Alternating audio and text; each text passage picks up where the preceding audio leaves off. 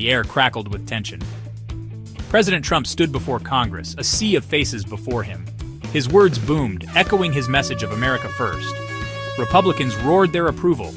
Democrats sat stony-faced, a silent protest against the man they saw as illegitimate. Then, a lone figure rose.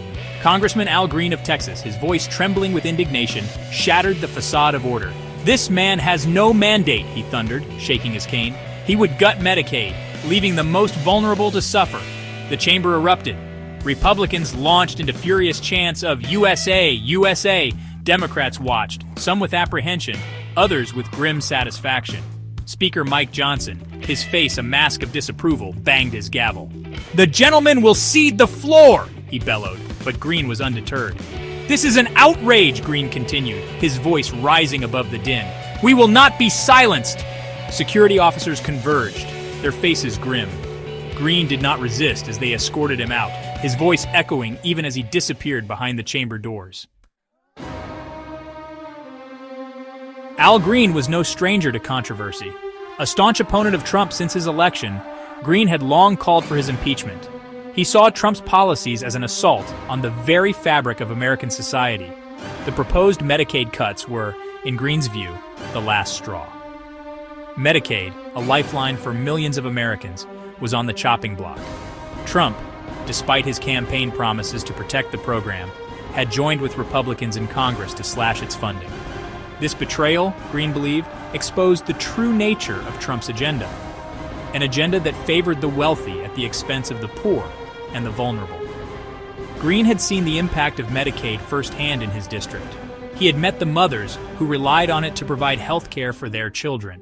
He had spoken with the elderly who depended on it for their medications. The thought of these people being stripped of their health care, left to fend for themselves, filled him with a righteous anger. His interruption of Trump's speech, Green knew, would have consequences, but he was prepared to face them.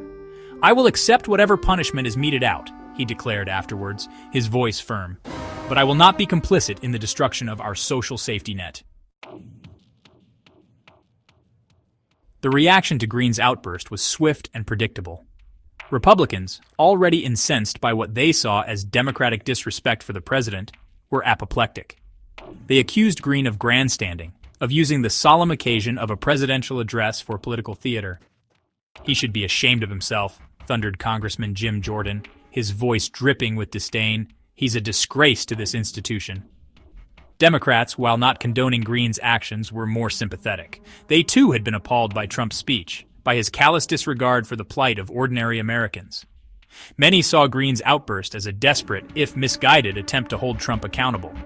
"He was speaking from the heart," said Congresswoman Maxine Waters, a vocal critic of Trump. "He was speaking for those who have no voice."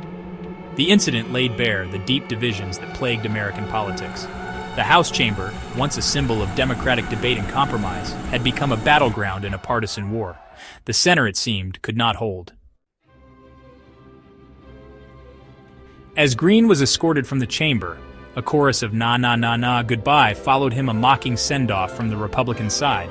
The president, seemingly unfazed, continued his speech, his words now tinged with an air of defiance. The Democrats, their protest muted but their anger palpable, settled back into their seats. But the storm was far from over. Green's outburst, and the reaction it provoked, was a harbinger of things to come. The battle lines had been drawn, and the fight for the soul of America was just beginning. Green's ejection became a rallying cry for both sides. It remained to be seen who would prevail in this epic struggle, but one thing was certain: the stakes had never been higher.